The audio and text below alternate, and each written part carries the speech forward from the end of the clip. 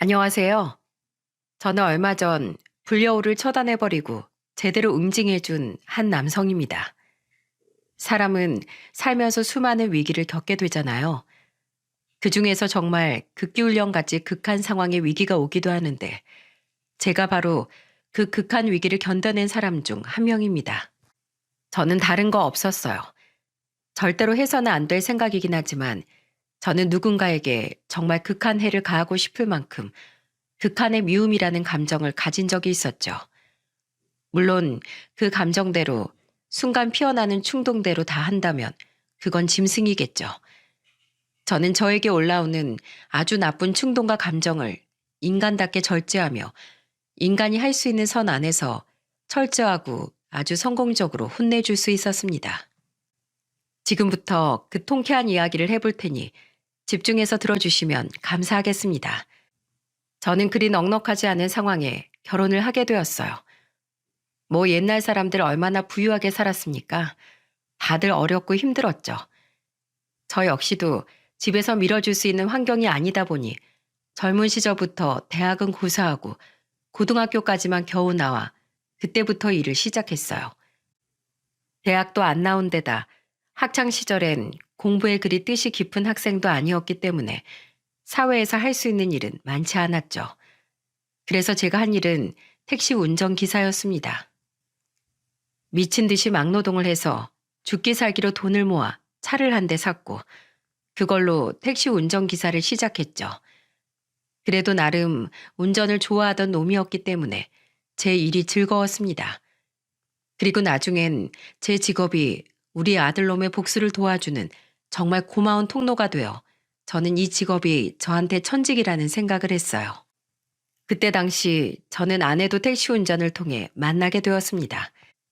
제 아내가 차에다가 지갑을 놓고 내렸고 아내가 내리면서 다행히 바로 발견한 저는 그 근처에 얼른 차를 대놓고는 멀리 가버린 아내에게 뛰어가 지갑을 찾아줬어요. 그게 인연이 되어서 결혼까지 할 수 있었죠.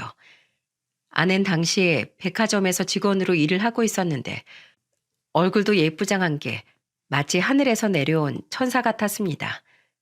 나중에 알고 보니까 아내가 저보다 3살이나 많은 연상이었는데 그게 저희한테는 중요하지 않더라고요. 그래서 바로 결혼을 해달라고 했고 그렇게 저는 사랑스러운 아내를 맞이하게 되었습니다.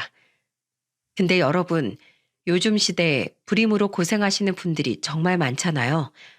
우리 아들 또래에 계신 분들은 자연 임신이 안 되어 시험관이든 뭐든 이것저것 시도하면서 고생을 많이 하시는 걸로 알고 있는데 제가 그 마음을 누구보다도 잘 알고 있습니다.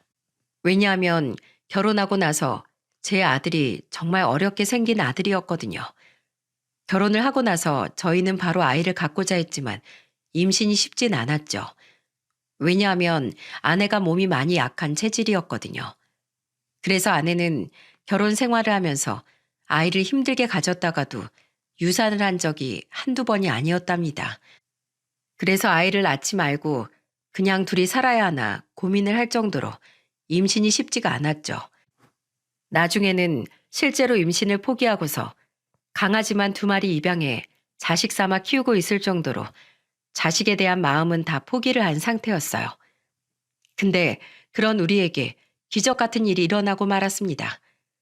그건 바로 아내에게 또 한 번의 천사가 찾아왔고 그 천사는 그대로 우리 품으로 나왔다는 거였죠.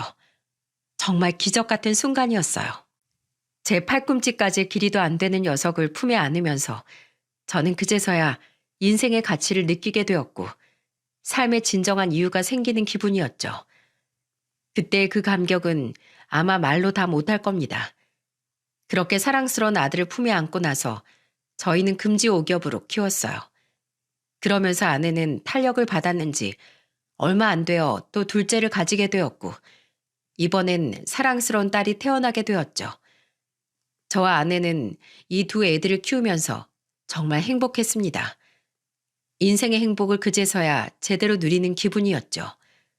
그래서 저는 사실 요즘 젊은 사람들이 애를 못 낳는 게 아니라 안 낳는다는 것에 대해 깊은 유감을 표하는 바예요. 왜냐하면 낳기 전에 몰라도 낳고 나면 정말 그 감격이 남다르거든요. 아무튼 저는 그 감격을 매일매일 누리며 아이들을 키웠고 그 결과 우리 애들은 훌륭하게 잘 자라주어서 어느덧 결혼까지 하는 나이가 되었습니다. 이 둘은 우애도 깊은 애들로 자라서 제 첫째 아들이 결혼하는데 둘째가 얼마나 눈물을 많이 흘렸는지 모릅니다. 평소에 다정다감한 오빠였기에 둘째가 항상 잘 따랐었는데 이제는 자기 오빠를 혼자서 독차지할 수 없다고 생각하니 많이 슬픈 모양이더라고요. 그래도 감사한 건 며느리랑 둘째가 또 잘 지내는 것 같아서 부모로서 안심할 수 있었죠. 며느리는 그냥 평범한 아이였습니다. 아니, 사실 많이 가난한 집안이었죠. 바깥 사돈이 며느리가 중학생 때 돌아가신 뒤로 안 사돈 혼자서 며느리네 삼남매를 키우느라 고생을 많이 하신 듯 했어요. 그래서 그런지 제 아들놈이 장가를 가서는 사위 노릇을 아주 똑똑히 해냈었죠. 제 아들이 원래부터 심성이 착한 아이였는데 그게 장가 가서 제일 많이 두드러지더라고요. 그때 당시 사돈 쪽에서는 큰 아들이 한 명 있었는데 이 큰아들도 이것저것 하면서 생계를 유지해 보려고 노력은 하는 것 같은데 잘 되지 않는 듯 했습니다.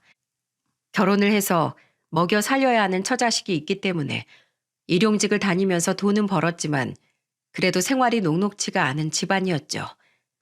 근데 그때 제 아들이 며느리네 오빠한테 도움을 많이 줬었어요. 무엇보다도 열심히 사는 사람이 인생이 잘 풀리지 않는 게 안타까워서 그런지 금전적인 도움을 좀 줬었나 보더라고요. 나중에 들었던 이야기인데 한 번은 사돈 때 큰아들이 이사를 해야 하는데 전세 자금이 부족해 이러지도 못하고 저러지도 못하고 있던 상황이었다고 했습니다. 그때 당연히 안사돈은 내줄 수 있는 돈이 없고 그 여동생한테도 손을 벌릴 수가 없는 상황이라 많이 난감해하고 있던 때였는데 그때 제 아들 녀석이 전세 자금으로 무려 7천만 원이나 빌려줬었다고 하더군요. 그러면서 그때 아들이 한 말이 형님이 잘 살아야죠. 이 집안의 기둥이 잘 살아야 나머지 식구들도 잘 사는 법이니까 너무 미안해하지 마시고 받아주세요. 그리고 앞으로 두고두고 잘 사는 모습 보여주시면 됩니다. 형님 힘내세요. 그래도 저라도 이렇게 형님을 도와줄 수 있으니 다행이네요. 이 말을 한참 시간이 흐른 뒤에 아들의 장모 장례식에서 그 당사자를 통해 들을 수 있었는데 그 말을 들으며 제가 아들 녀석 하나는 잘 키웠다는 생각이 들더군요. 하지만 제 아들은 거기에서 끝이 아니었습니다. 심지어 며느리 막내 여동생이 결혼을 할 때는 그 사돈 처녀가 내향적인 사람인지라 결혼식에 올 만한 지인들이 많이 없어서 고민이었다고 하더라고요. 근데 그때도 제 아들 녀석이 자기 지인들을 다 데리고 20명 정도 되는 자리를 채워주었어요. 그때 저나 제 아내도 갔었는데 당시 사돈 처녀가 우리한테 와서 어찌나 자기 형부 자랑을 하던지 우리가 다 민망할 정도였습니다. 하지만 저는 그렇게 남들에게서 선의를 베풀면서 사는 제 아들 녀석이 자랑스러웠어요. 그리고 안사돈이 그 이후에 돌아가시게 되었는데 그때도 제 아들 녀석이 자기 장모 장례를 그곳 맏아들과 같이 쌍둥이처럼 힘을 쓰면서 장례 절차를 밟아 나갔죠. 그걸 보면서도 사돈댁 형제들이 우리 아들한테 많이 고마워했습니다. 그렇게 심성이 착한 아이였어요. 한 번은 제가 우리 아들한테도 깜짝 놀란 적이 있었는데요. 제가 어느 날 전화를 하니까 아들 녀석이 꽤 바빠 보이더라고요. 평소 같았으면 쉬고 있을 시간이라 편하게 전화를 한 건데 바빠 보이니 의아해서 물어봤죠. 아들, 뭘 하길래 그렇게 분주해? 무슨 일 있니? 아니요, 아버지. 저 지금 경상도에 내려와 있어요. 오늘이 형님네에서 장모님 첫 기일 치르는 날이거든요. 그래서 일찍 내려와서 전도 부치고 하면서 제사 음식 준비한다고 좀 바쁘네요. 오늘이 첫 기일이시구나. 근데 네가 전을 부쳐? 네, 한 명이라도 일손되면 좋잖아요. 그동안에 가끔 명절 때마다 어머니 전 부치는 거 도와드린 경험이 여기에서 아주 유용하게 쓰이네요. 아버지, 제가 지금은 좀 바빠서 이따가 연락드릴게요. 그래, 그래, 알았다. 아들 녀석은 기특하게도 경상도까지 내려가서는 자기 장모 제사 음식까지 만드는 놈이었습니다. 그에 반해서 며느리는 저희 집안에 하는 일이 딱히 없었어요. 아니, 오히려 제 아들이 아까울 정도로 며느리는 우리한테 하는 짓이 너무나 별로였습니다. 특히나 명절 때는 음식을 만드는데 거의 손 하나 까딱하지 않았어요. 오히려 아들 녀석은 자기 엄마 따라서 명절 음식 만든다고 돕고 있는데 며느리는 거실에 앉아 TV나 보고 있으니 괜히 괘씸하더라고요. 제가 마음이 꼬였다고 볼 수 있겠지만 그래도 제 아들은 사돈집에 가서 그렇게까지 희생을 하면서 사는데 며느리는 거의 며느리 노릇을 하지 않으니 괘씸하다는 생각이 들었죠. 그래서 한 번은 제가 따끔하게 말한 적이 있었습니다. 예, 아가. 넌 시어머니가 저렇게 혼자서 일을 하고 계시면 가서 도와야 할 거 아니냐? 어째 너 매번 우리 집에 와선 TV만 보고 있어? 나도 지금 밤 까고 있는 거 안 보이냐? 하다못해 설거지라도 해야 할 거 아니야? 저는 나름 따끔하고 무섭게 말한다고 했는데 그 뒤에 들려오는 며느리의 말이 아주 가관이더라고요. 에이, 아버님. 아버님 아들이 저 대신에 다 하고 있는데 제가 뭐 하러요? 주방도 좁아서 저까지 들어가면 좁아요. 그래서 저는 그냥 밖에 있는 거예요. 뭐라고? 그럼 거실로 가지고 나와서 해. 그게 지금 말이 되는 핑계냐? 어?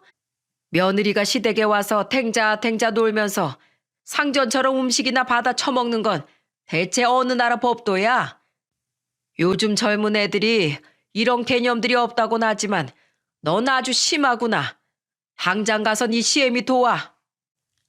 하도 어이가 없어서 며느리에게 버럭 화를 내버리니까 그제서야 쫄았는지 죄송하다고 하고는 얼른 주방으로 들어가 일을 돕더라고요. 참 기가 막혔습니다. 그런데도 우리 아들 녀석은 뭐가 그리 자기 마누라가 좋다고 그 얼굴만 보면 실실거리는 게 이해가 안 되었죠. 그래도 딸 낳고 자식은 똑부러지게 며느리가 잘 키우고 셋이서 행복하게 잘 사는 것 같아서 그걸로 만족하기로 했습니다. 하지만 결국엔 일이 터질 것이 터지고야 말더군요. 그때는 아들 녀석이 결혼한 지 12년째가 되었던 때였고 그때 당시 우리 집안에는 지금도 생각하면 끔찍한 절대로 일어나선 안 될 일이 벌어지고 말았습니다. 그건 바로 제 하나밖에 없는 아들의 교통사고였죠. 당시 아들은 처가 장모의 제사가 경상도에서 사는 며느리 큰오빠네에서 있어서 거기에 다녀오던 길이었고 아들은 거기에서 돌아오는 길에 안타깝게도 새벽에 졸음운전을 하는 바람에 교통사고를 당하고 말았죠.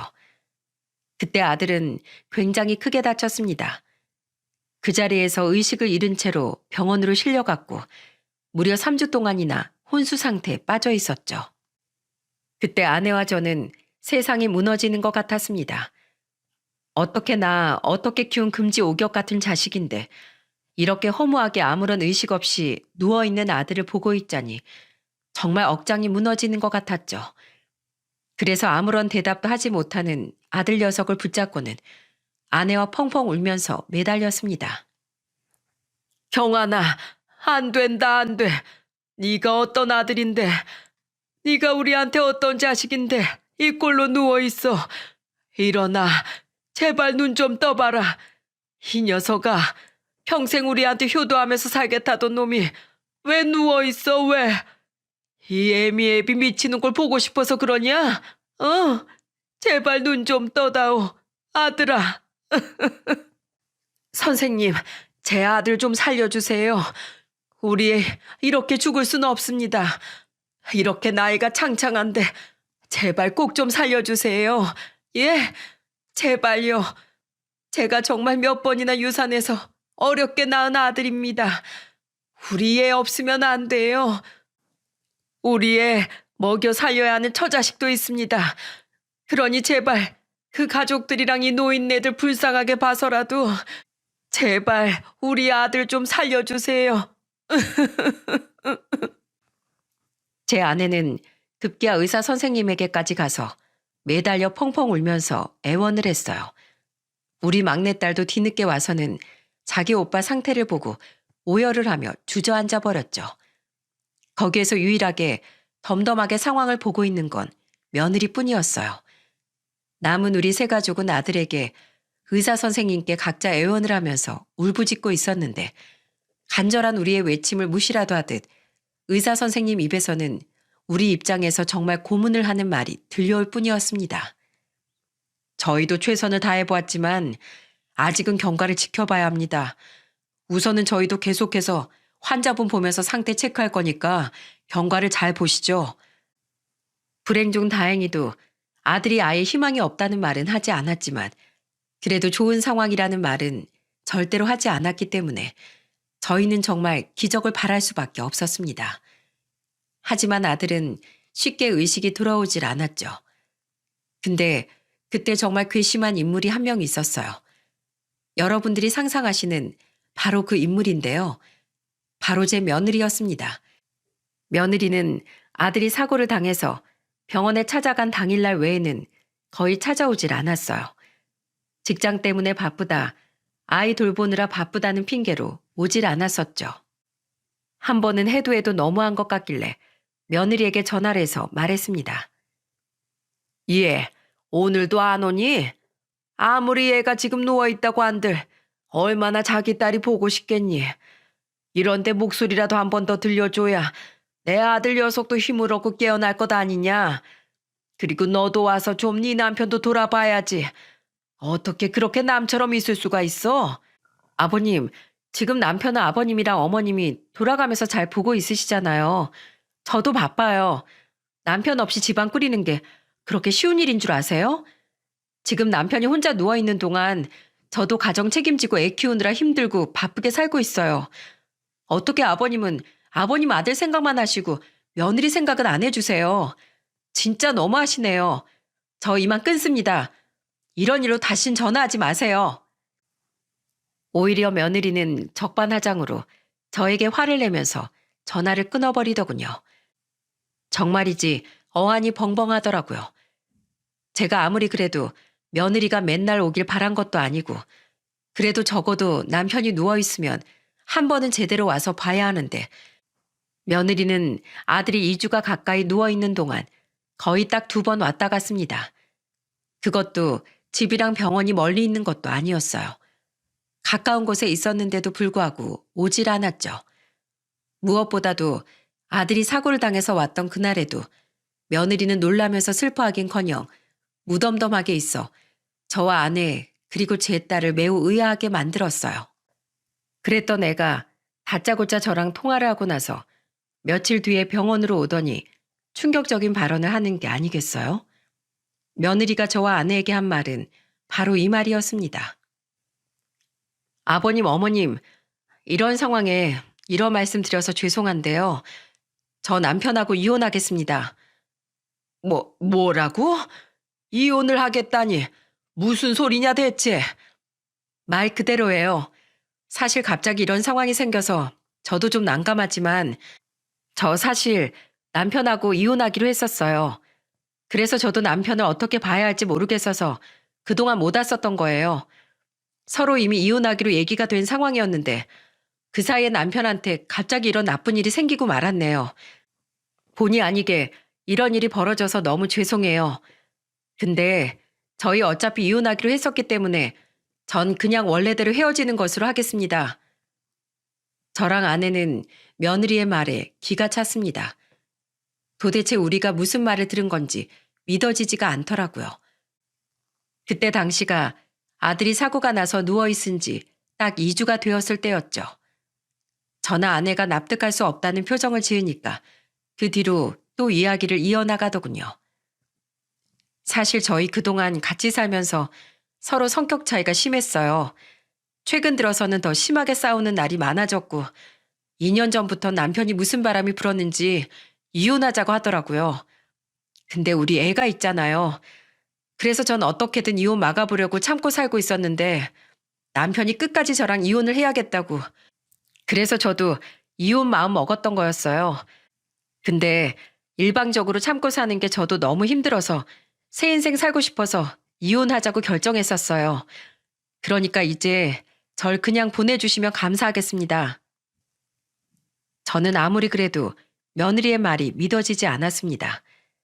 제 아들은 지금까지 꾸준히 저희 집에 와서도 자기 와이프 자랑을 하던 놈이었고 자기 자식보다도 마누라를 더 챙기던 놈이었었거든요.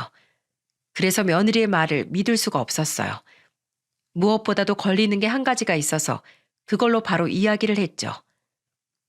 말도 안 되는 소리 하지 마라. 내 아들이 이혼을 하자고 했었다고? 이혼할 애가 왜 자기 장모 기일을 챙겨? 경상도에서 하는 장모 기일은 왜 가냐고? 아버님, 그건 남편이 평소에 우리 오빠랑 친했어요. 그건 아버님도 아시잖아요. 이번 기회로 오빠랑 마지막으로 밥도 먹고 인사도 할 겸해서 간 거였어요. 말도 안 되는 소리. 난 그 얘기 못 믿는다. 절대로 못 믿어. 내 아들은 그럴 놈이 아니야. 아버님, 못 믿으셔도 이젠 소용없어요. 제 마음은 확실하게 굳어졌고 저는 그냥 원래대로 이혼하겠습니다. 웃기지 말어. 너 내 아들이 못 일어날까 봐 지금 이혼하려는 거잖아. 혹시나 일어나서도 무슨 일 생길까 봐. 그래서 지레 겁먹고 도망가려는 거 아니야? 차라리 그런 거면 속 시원하게 사실대로 말해. 내 아들 핑계 대지 말고. 내 아들은 내가 아는데 절대로 그럴 애가 아니야. 아버님, 그럼 생각하고 싶으신 대로 생각하세요. 솔직히 남편이 지금 저꼴로 있는 것만 해도 저는 이혼 사유 충분하다고 생각해요. 저도 제 인생이라는 게 있는데 저렇게 누워있는 사람 언제 깨어날지도 모르는데 마냥 바라만 보면서 살 수는 없는 노릇이잖아요. 그러니 저는 뭐라고 하셔도 그대로 이혼하겠습니다. 며느리는 급기야는 제가 하는 말에 강하게 대답을 하면서 무작정 이혼을 하겠다고 말을 하고는 그대로 나가버렸어요. 저는 너무나 속이 답답했습니다.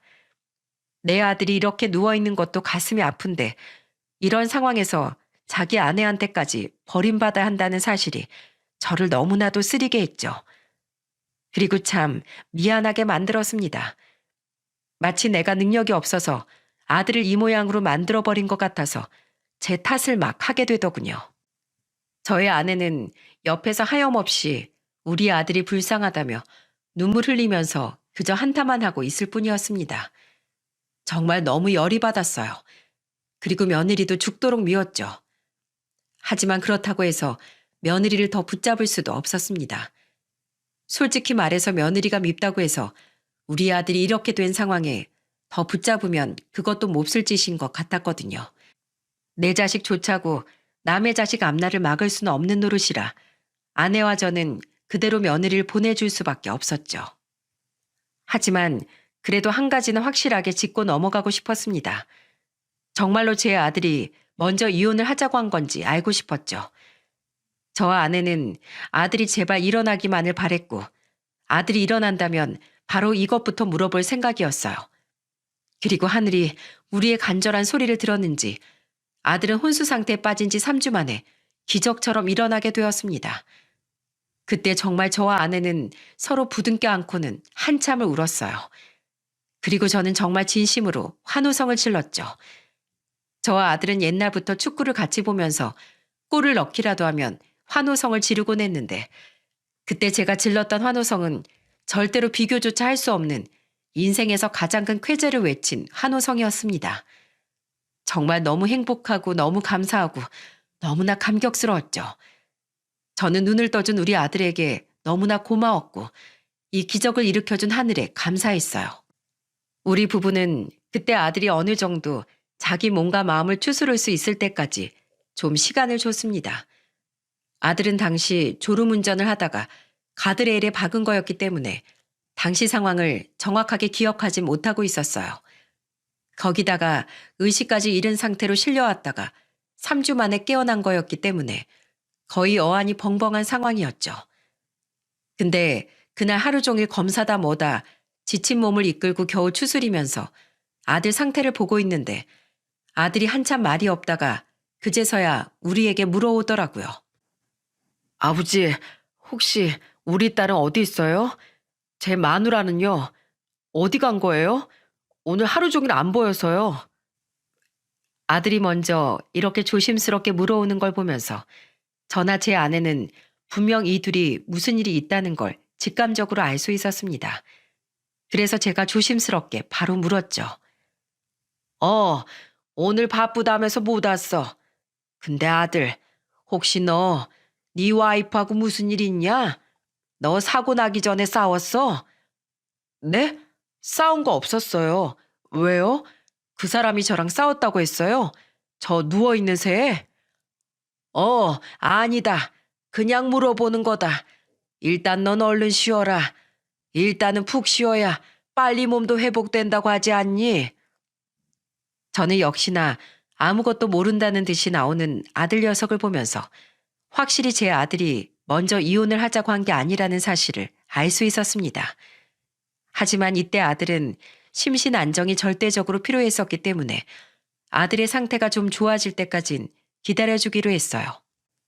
하지만 저희 말 이후로 아들도 뭔가 직감적으로 느꼈는지 그 이후로는 며느리가 찾아오지 않아도 별 말을 안 하더라고요.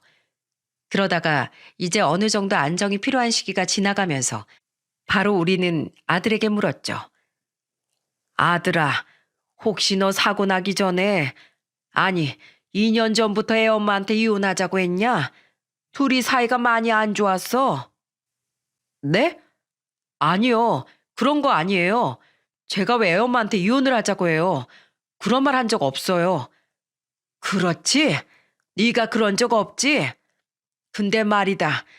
애는 네가 먼저 2년 전부터 이혼을 하자고 했다면서 너 깨어나기 일주일 전에 와선 너랑 헤어지겠다고 이혼하겠다고 하더구나.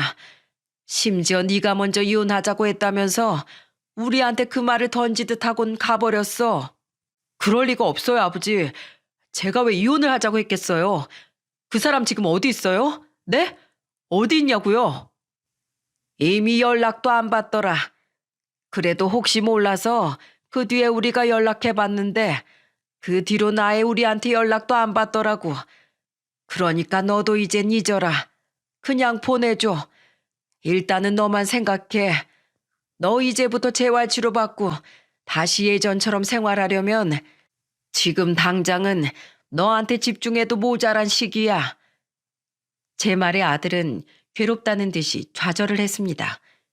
그 뒤로 아들이 몇 번이나 며느리 쪽으로 전화를 해봤지만 전혀 연락이 닿지 않았어요. 그러다가 연락이 온 건 이혼 소장을 보내면서였고 그 둘은 그렇게 이혼을 하고 말았습니다. 아들은 끝까지 붙잡고 싶어 했지만 이미 마음이 떠나버린 며느리를 붙잡기는 불가능한 일이었어요. 거기다가 당시 아들은 또 딸을 자기가 키웠으면 했지만 몸도 성치 않은 데다가 아무래도 딸은 엄마 크는 게 더 낫다는 판단을 해서 결국 아이까지 며느리에게 보내고 말았죠. 그나마 다행인 건 며느리는 평소 자기 딸이라면 끔찍하게 여겨왔었기에 손녀는 안심하고 보낼 수가 있었습니다. 한동안 제 아들 녀석은 이혼의 상처가 너무 커서 치료도 제대로 받지 않으려고 했어요. 아버지, 저 그냥 이대로 죽는 게 나을 것 같습니다. 어차피 건강 잃었고 이제 마누라도 자식도 없어요. 제가 살아서 뭐합니까? 저 그냥 이대로 죽고 싶습니다. 얘끼 이 녀석아, 너 지금 그게 부모 앞에서 할 소리야? 어떻게 자식이 돼가지고 부모 앞에서 죽고 싶다는 소리가 나와. 그게 얼마나 엄청난 불효인데. 우리가 너 의식 잃고 쓰러져 있을 때 얼마나 간절하게 네가 살길 바랬는지 아냐? 그거 알면 너 그런 소리 못해. 그러니까 다신 그런 소리 하지 마라. 아버지, 죄송합니다. 아들놈이 이렇게 못나서 죄송합니다. 근데 너무 힘이 드네요. 울지 마라. 네 마음 알아. 얼마나 속이 썩어 문드러지겠니. 그치만 인연이 아니었다고 생각해라. 너 아직 젊어. 얼른 건강 찾아서 오히려 더 열심히 살면 돼. 그러니까 얼른 힘내라 아들아. 저는 아무 말 없이 제 품에 안겨서 우는 아들 녀석 몰래 눈물을 훔치며 오랫동안 안아줘야 했습니다. 참 아들이 상처 입은 마음이 회복이 되고 건강을 다시 찾기까지는 7개월이라는 세월이 흘렀는데 그 시간이 마치 엇것과도 같았어요. 그러다가 하늘에서 우리 아들에게 아주 큰 기회를 주었습니다. 그건 며느리에게 제대로 복수를 해줄 수 있는 다시는 놓칠 수 없는 지금 생각해도 짜릿한 기회였어요. 아들이 어느 정도 몸이 회복되고 나서 저는 바로 아들 간호를 아내에게 맡기고는 택시기사 일을 시작했습니다. 아들은 그 당시 마음의 상처는 많이 회복되었지만 그 이후로 자기 아내에 대한 화가 다시 자리가 잡혀 있는 상태였어요. 그때 아들이 사고를 당했을 당시 저희는 의아한 게 하나 있었습니다. 왜 장모 기일에 아들 여성만 혼자서 갔는지가 의문이었어요. 그래서 사고가 난 날 당시 며느리에게 물어본 적이 있었죠. 아, 그날 제가 좀 배가 심하게 아파서 남편한테 이야기를 했더니 저보고 혼자 다녀오겠다고 하더라고요. 안 그래도 거리가 먼 곳이라서 저도 어떻게든 같이 가겠다고 했는데 남편이 마지막까지 절대로 안 된다고 아픈데 어딜 움직이냐고 그래서 그냥 저 혼자 애 데리고 집에 있었어요.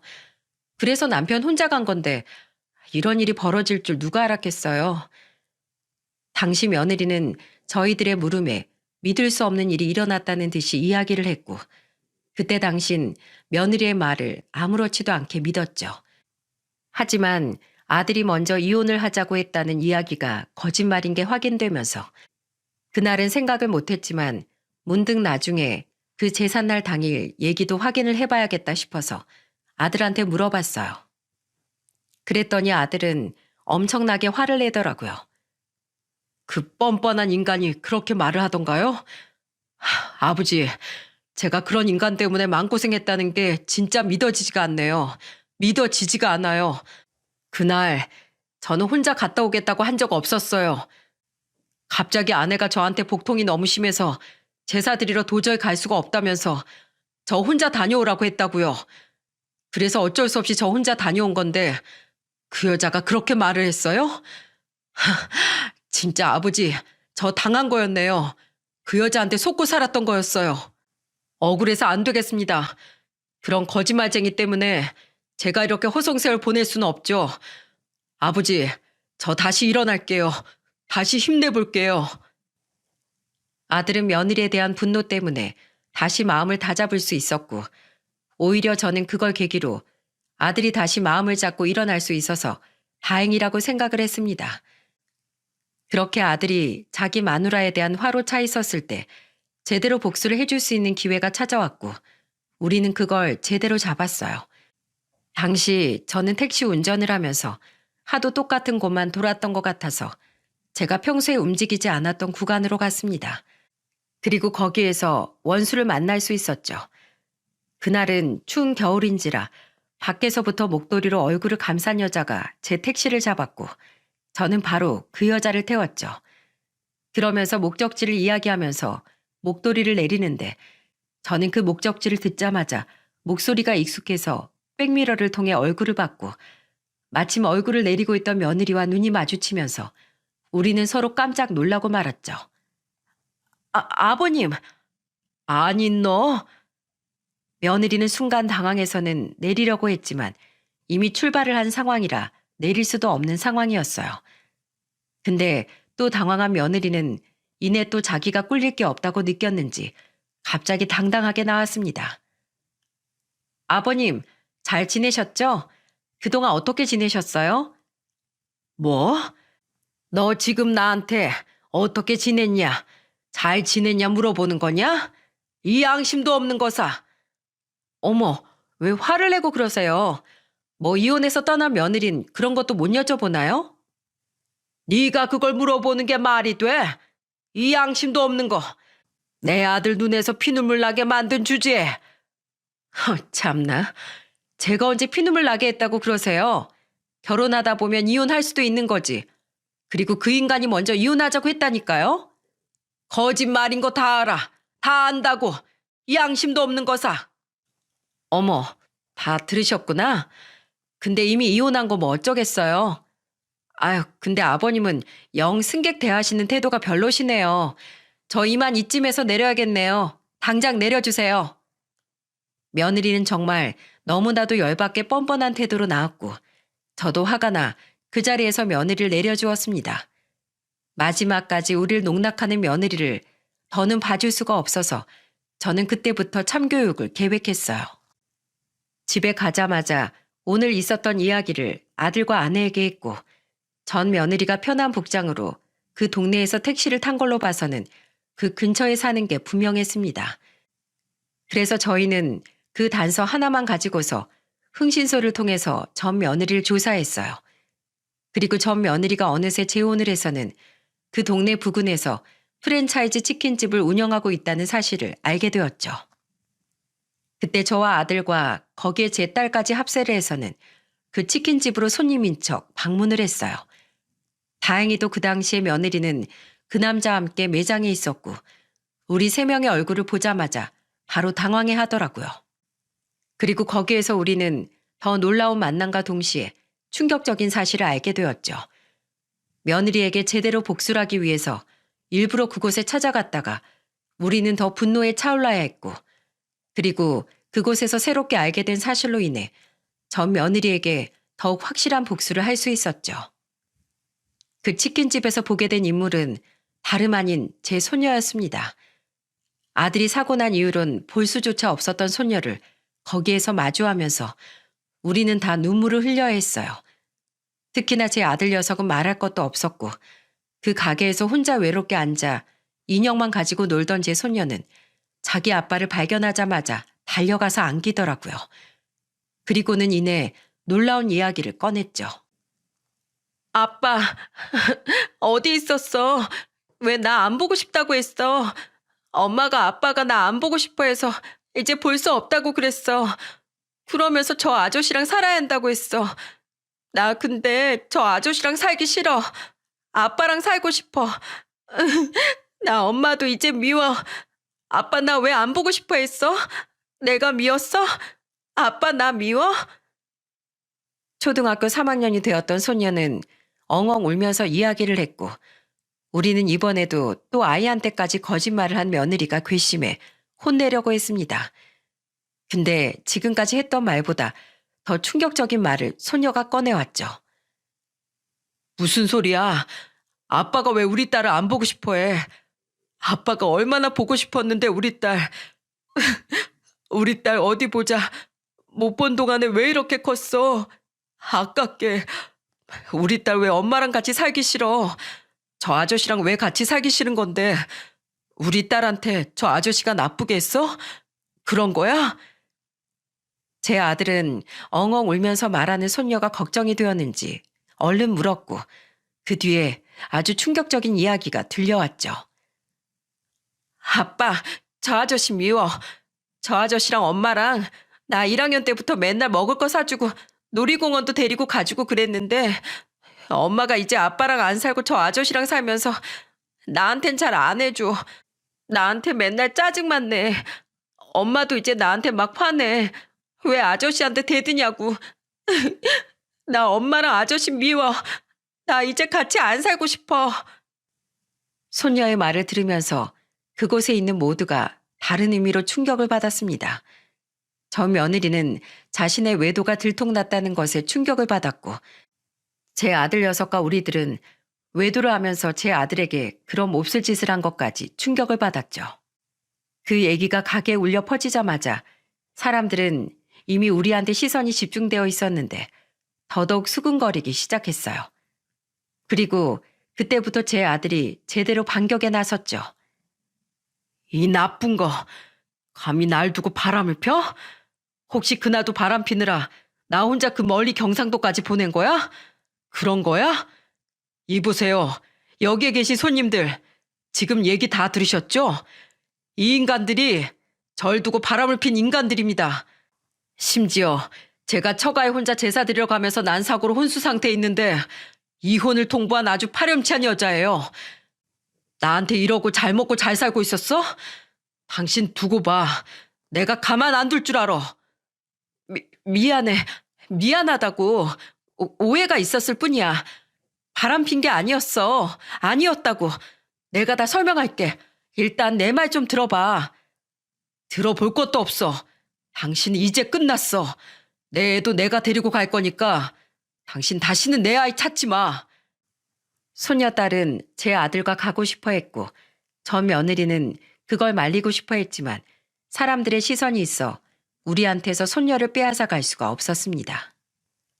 그대로 집으로 돌아온 우리는 제대로 다시 복수를 할 생각을 했고 거기 방문해서 겁주고 끝내려고 했던 우리는 그냥 넘어가면 안 될 것 같아서 복수의 방법을 모색했어요. 마침 우리 막내딸이 결혼하고 아이 키우면서 가입한 맘카페라는 곳이 있었는데 이게 굉장히 위력이 세다고 하더군요. 거기에 바로 이 모든 상황들을 다 올려버리자고 해서 딸이 가입되어 있는 맘카페에 전 며느리의 이야기들을 싹 다 올렸죠. 역시 순식간에 답글이 달리면서 이야기가 퍼지더니 그 후폭풍이 몰려오는 듯 하더라고요. 거기에 우리는 다시 제대로 힘을 실어주기 위해 피켓을 들고 시위까지 나갔습니다. 혼수 상태 남편을 버리고 바람핀 부부가 운영하는 식당입니다. 여기서 더 치킨 더 먹고 싶습니까? 거짓말을 일삼는 여자. 치킨에도 무슨 거짓말을 했을지 모릅니다. 애처가 남편을 혼자 처가 제사에 보내고 바람핀 여자. 그날 사고로 혼수 상태에 빠져있던 남편을 버린 나쁜 여자입니다. 우리는 피켓을 들고 한참을 그 가게 앞에 서 있었고 안 그래도 손님이 뚝 떨어져 버린 그 가게는 점차 망할 수밖에 없었습니다. 심지어는 얼굴까지 팔려서 그 동네에서까지 손가락질을 받게 된 며느리는 그제서야 가게 앞에서 시위하는 우리에게 빌더라고요. 여보, 내가 미안해. 내가 다 잘못했으니까 제발 이쯤에서 그만해. 나도 먹고는 살아야 할 거 아니야. 여보, 제발. 먹고는 살아? 날 이렇게 만들어 놓고 당신은 지금 먹고 살 국리 때문에 나한테 비는 거야? 내가 미안해. 잘못했다고 했잖아. 진짜 왜 이래. 내가 당신 원하는 대로 다 해줄게. 그러니까 제발 그만해. 그래. 내가 원하는 거 다 해주겠다고 했지? 그럼 내 딸 나한테 다시 돌려내. 애는 내가 키울 거야. 당신한테 절대로 못 보내. 알았어. 데리고 가. 보내줄게. 그러니까 제발 그만해. 아들 녀석은 사실 이렇게까지 한 목적이 전 며느리가 망하는 꼴을 보기 위함도 있었지만 마지막에는 어떻게든 손녀를 데리고 오는 거였기 때문에 그 목적을 달성하자마자 바로 시위를 그만두었습니다. 그리고 정말로 그 치킨집은 더는 장사가 되지 않아 문을 닫게 되었죠. 우리는 그 식당이 문을 닫은 것까지 확인을 하고는 진짜 복수를 마치게 되었어요. 저희가 굳이 가게에 찾아가지 않아도 맘카페에 올려놓은 게시글 덕분에 그 가게 근황이 한 번씩 다른 사람들에 의해 올라왔었고 결국에는 문 닫은 사진까지 올라오면서 그렇게 전 며느리가 망한 걸 확인할 수 있었습니다. 근데 우리가 손을 쓰지 않아도 며느리는 이미 망할 준비가 다 되어 있었더라고요. 어느 날 저는 저녁을 먹고 야간 운행을 위해서 나가려고 준비를 하고 있고 제 아들과 아내 그리고 손녀딸은 집에서 쉬고 있을 때였습니다. 그때 누군가가 우리에게 찾아왔고 그건 놀랍게도 전 며느리였어요. 그리고 그 며느리가 하는 말이 아주 엄청나게 놀라웠죠. 여보, 있잖아. 우리 다시 합치면 안 될까? 내가 우리 딸 엄마잖아. 여자아이는 엄마가 키워야 돼. 우리 딸한테 엄마가 얼마나 필요하겠어. 그러니까 우리 다시 합치자. 여보, 내가 미안했어. 어머님, 아버님, 제가 잘못했어요. 그러니까 저 좀 다시 받아주세요. 뭐야? 버리고 갈 땐 언제고 이제 와서 다시 받아달래? 왜? 설마 그 상간남한테 버림받은 거야? 그래서 이렇게 왔어? 그 나쁜 놈이 가게 망하고 나니까 그 가게 전세금 빼선 도망갔어. 실은 우리 혼인신고 안 하고 그냥 같이 살고 있었거든. 근데 가게를 자기 이름으로 내자고 해서 내가 전세금 보태서 그 가게를 그 남자 명의로 해서 얻었는데 그거 받고서는 날라버렸어. 나 어떡해? 나 그 사람 애 임신까지 했단 말이야. 나 혼자서 어떻게 애 키우면서 살아. 그러니까 당신이 나 좀 받아줘. 우리는 아들에게 말을 하는 며느리를 보면서 미친 사람인 줄 알았습니다. 그래서 아들 대신에 제가 열받아서 말해버렸어요. 야, 이젠 내 아들 버린 것도 모자라서 감히 다른 남자애를 임신해 와선 그 애를 같이 키워달라고 와? 이게 우릴 무시해도 유분수지. 당장 꺼져. 당장 나가라고. 여긴 봉사단체가 아니야. 구걸할 거면 다른 데서 알아봐. 너한테 줄 자비는 1원어치도 없으니까. 이하 동문이다.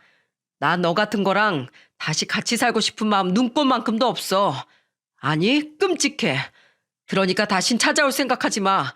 나한테든 우리 애한테든. 저는 열이 받아서 그대로 밀어버리고는 문을 닫아버렸습니다. 아들 녀석도 상종도 하기 싫은지 아예 싹 무시를 해버렸죠. 그렇게 전 며느리는 인생의 나락을 경험하고 말았어요. 그 뒤로는 어떻게 사는지 모르겠지만 하여튼 상간남한테도 버림받고서 아주 비참한 인생을 살고 있다는 것만 알고 있습니다. 여러분, 모든 것은 다 순리대로 흐르게 되어 있어요. 남에게 해를 가하면 그만큼 자기한테도 돌아오는 법입니다. 저는 오늘 제 사연을 쓴 이유가 이 순리를 여러분께 알려드리고 싶어서였어요. 남을 배신하면 그 배신은 자기한테도 똑같이 돌아오게 되어 있고 거짓말도 언젠가는 다 들통이 나게 되어 있으니 여러분은 반드시 정직하게 살아가시기를 바라겠습니다. 제 아들 녀석도 이번 일로 많은 걸 깨달았는지 다른 여자는 만날 생각도 하지 않고 오직 자기 딸만 바라보면서 살더라고요. 젊은 애가 이렇게 사는 게 안타깝긴 하지만 저는 아들의 심정도 이해가 갑니다. 그래서 그냥 두고 있어요. 지금 우리 소녀는 자기 아빠랑 살면서 너무 행복하게 지내고 있답니다. 다행히 법적으로도 양육권을 다 돌려받을 수 있었기 때문에 법적으로도 아무런 문제 없이 손녀를 잘 키우고 있는 중이랍니다. 여러분, 부디 우리는 남 쉽게 배신하지 말고 한 번 맺은 인연 끝까지 지키며 잘 살았으면 좋겠어요. 그리고 남의 눈에 눈물 나게 하면 내 눈에는 피눈물 난다는 걸 반드시 알고서 앞으로 자신 주변에 있는 인연들과 끝까지 행복하게 지내시기를 바라겠습니다. 이 늙은이의 사연 들어주셔서 감사합니다. 연말인데 모두들 한 해 정리 잘하시고 또 새롭게 오는 한 해를 잘 맞이하셔서 내년에는 행복한 일들만 가득하시길 바라겠습니다. 그리고 저희 아들과 손녀, 그리고 저희 부부도 지켜봐 주시고 앞으로는 행복한 일만 있기를 응원해 주세요.